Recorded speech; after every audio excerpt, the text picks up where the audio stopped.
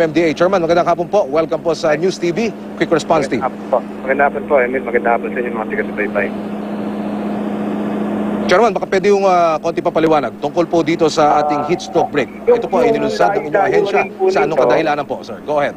Tayunin po nito ay talagang para maiwasan yung heat stroke kasi sa pag-aaral ng mga eksperto, pag yung body temperature ay umabot ng 40.6 degrees, talagang tataas yung blood pressure mo at stroke na po yon. Noong nakaraang taon po, meron po tayong tao, ang traffic enforcer po ito, ang pangalan po ay Mario Ibanez. Naka-assign po siya sa Timog. Nag-collapse po yan dahil sa heat stroke at ngayon po half paralyzed po siya. Ayaw na po nating maulit ang ganitong mga insidente kaya ipatutupad po natin ito. Chairman, lilinawin ko lamang po. So pagka nag-break po yung ilan sa ating mga traffic constables, may papalit po sa kanilang poste, doon po sa kanilang posisyon. Tama po ba yun, Chairman? Go ahead. Opo, at least dalawa naman po yung may iwanan, hindi po yan sabay-sabay. Opo, at least may dalawang may iwanan. Yung pong pati uniforme raw ng ating mga traffic constables, Chairman, ay babaguhin ho ba ito? Kasi may kasulat po rito na presko, no? Mas presko. So babaguhin nyo ba yung itsura ng mga uniforme nila, sir? Go ahead. Opo, yung Martes po at Biyernes, ito po yung mga naka-shorts na po sila para ma-presko-presko. Kasi, kung mapupunan nyo po, yung init po natin hindi lang naman po galing sa itaas sa araw. Kung hindi po yung asfalto at simento, malaking contribution din po sa init sa katawan ng ating mga tao. Pati po yung tubig at water bottle, pati heat stroke allowance, sir, ay maigagawad po sa ating mga traffic constables.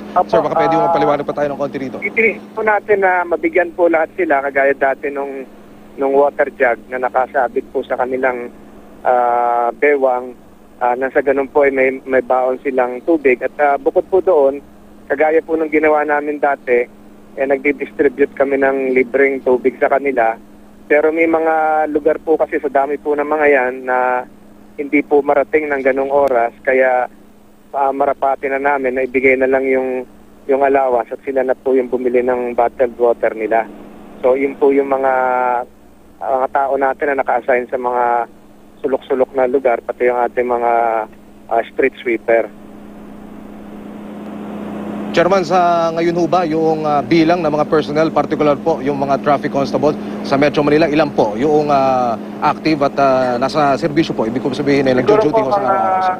Mga 1,500 po tayo, kasama po yung ating bagong traffic auxiliary na kung makikita niyo po hindi rin pa ho tama yung proper po yung attire nila kasi yung iba ho yung mga bagong graduate, wala pa nga akong headgear mga kababaihan. So isa po ito sa areas ng concern natin na mabigyan din ng tamang kagamitan itong mga traffic auxiliaries natin.